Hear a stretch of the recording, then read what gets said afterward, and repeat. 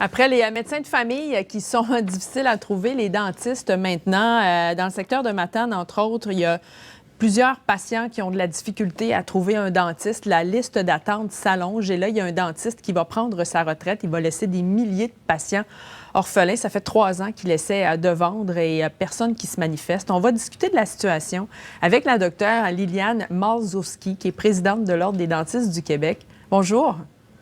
Bonjour. D'abord, parlez-nous de la situation dans les régions. Pourquoi c'est si difficile, justement, d'avoir accès à un dentiste en région? Est-ce que c'est dans toutes les régions? Alors, on constate que la problématique de pénurie de professionnels de la santé, c'est un phénomène qui n'est pas unique aux dentistes, hein. On pense notamment à nos médecins spécialistes, aux infirmières auxiliaires. Euh, mais pour les dentistes, on ne parle pas nécessairement d'une pénurie proprement dit, mais plutôt d'une répartition vraiment inégale des effectifs en région. Ils sont vraiment concentrés dans les grands centres urbains.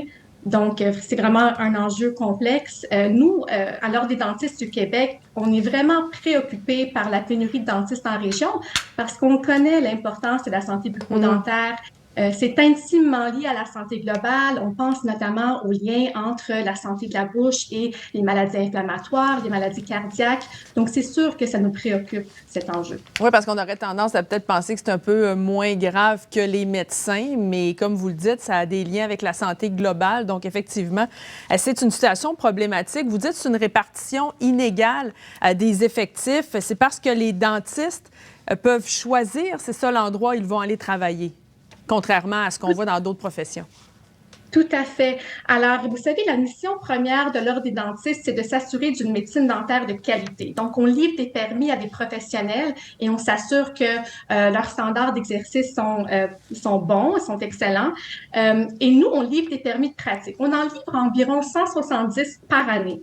Mais ces permis de pratique-là qu'on livre ne sont pas conditionnels à un lieu d'exercice. Donc, le professionnel dentiste peut choisir de s'établir dans la région de son choix. Et qu'est-ce que vous pouvez faire pour trouver des solutions, notamment pour attirer les dentistes en région? Est-ce qu'on peut, par exemple, favoriser les stages en région? Est-ce que les régions doivent faire leur part également pour mettre des incitatifs en place?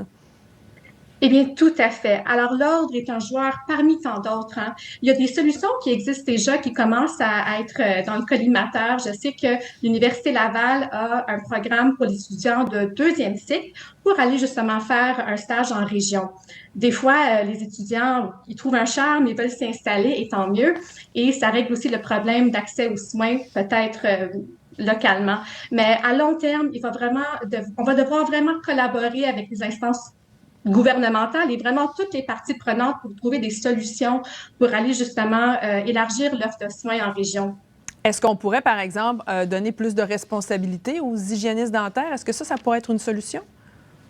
Alors, les hygiénistes dentaires ont leur champ de pratique qui est vraiment la santé. Vraiment, on parle d'un plan de soins d'hygiène. Mais tout ce qui est les traitements curatifs, le dentiste, malheureusement, on peut pas faire abstraction du professionnel dentiste. Alors, ça prend des dentistes pour s'assurer justement de la santé dentaire optimale. Faut pas oublier qu'on en fait des choses importantes. Les dentistes ont des pistes de cancer buccal, on traite des maladies, on est des docteurs de la bouche. Donc, oui, élargir peut-être l'offre de soins en prévention, ça serait une piste, mais il faut toujours se souvenir que le dentiste et le professionnel, on ne peut pas faire abstraction du dentiste quand on parle de santé bucco-dentaire. Et peut-être en terminant rapidement, Dr Malzowski, dans les grands centres, Montréal par exemple, Québec, les grandes villes, comment ça se passe? Est-ce que là, les dentistes sont surchargés? En fait, il y a une grande concentration, comme je vous ai dit, dans les grands centres urbains. Alors, le phénomène de pénurie n'est pas vraiment présent dans les grands centres urbains. Il y a même des fois des endroits où il y a une suroffre. Mais c'est sûr que la répartition des effectifs en ce moment au Québec est inégale et ça nous préoccupe. Et je veux vraiment rassurer la population de Matane qu'à l'Ordre des dentistes, on va trouver des solutions Ouais. créatives en collaborant avec d'autres parties prenantes pour essayer de régler ce problème de pénurie parce qu'on sait que visiter son dentiste est très important. La santé bucco-dentaire est très importante et c'est un enjeu qui nous préoccupe beaucoup. Docteur Liliane Malzowski, qui est présidente de l'Ordre des dentistes du Québec, merci d'avoir répondu à nos questions aujourd'hui. Merci beaucoup. Bonne Bonne journée. journée.